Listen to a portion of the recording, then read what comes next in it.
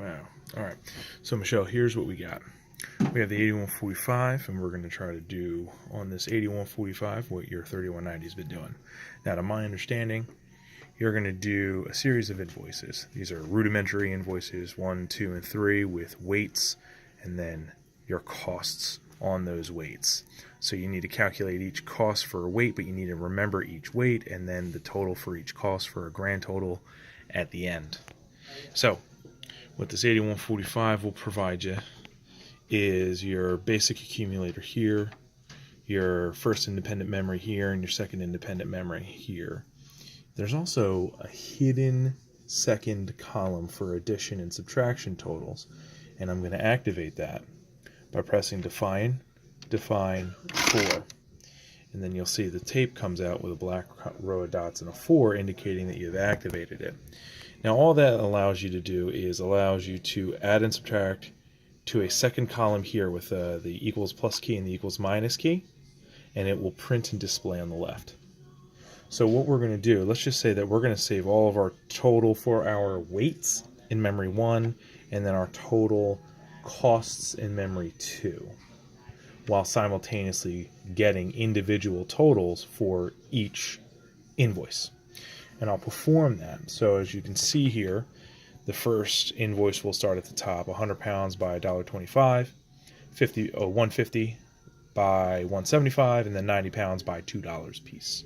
So we're going to do 100 plus, and then times $1.25 equals, and then we're going to take that 125 and add it to our second column.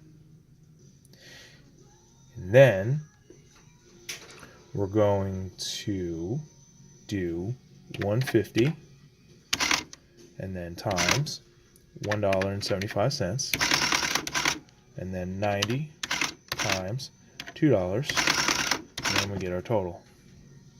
So what we're going to do is, now that we've completed our invoice, we're going to get the total for your weight on the invoice. So this invoice total weight was 340. We're going to save that to your memory 1.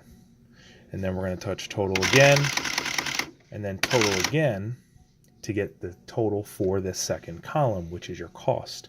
And then we're going to save that cost to memory 2. So now if we look at our tape, all right, we started with 100 added times by cost, which is 125. So 125 went into the second column. 100 is first added to its own column. We then did 150 added to the 100, and then the 150 was added to its second column after you multiplied it by the $1.75, giving you $262.50. 90 was added to its own column, multiplied by $2, giving you $180, and then making that $180 into its second column. The $340 is total on the weight, and then the $567.50 is your total on the weight, or the cost, and that was entered into a secondary memory.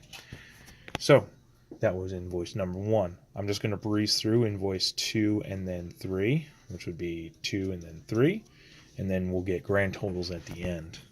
So the second invoice, problem 1, was 25 pounds times $2.25, and then we're going to add that to your memory there, and then 50 pounds plus times $2.50, and then 75 pounds, $2.75.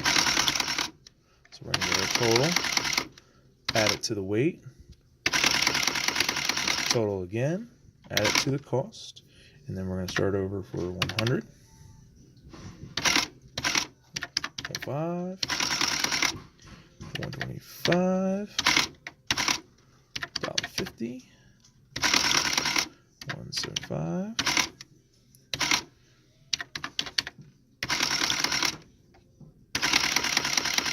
okay, total on the weight, and then total on the cost. And then we'll get our grand totals at the end of your shift or your cycle or your pay period, your grand total for the weight, and then your grand total for the cost. Once you get this, if you want to go over it with me on the phone, just give me a shout.